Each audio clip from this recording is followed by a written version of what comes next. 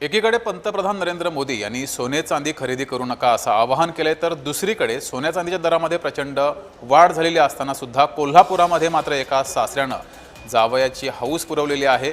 तब्बल 1.5 किलो चांदीची कोल्हापुरी चप्पल जावयासाठी भेट दिलेली आहे।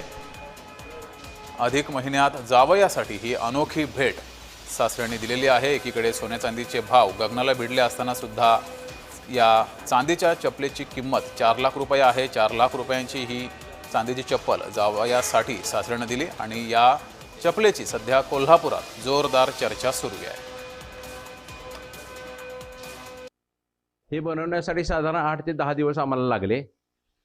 त्या सुरुवातीला कधीच बनवलं नव्हतं असं चप्पल, हे पहिल्यांदाच बनवलं।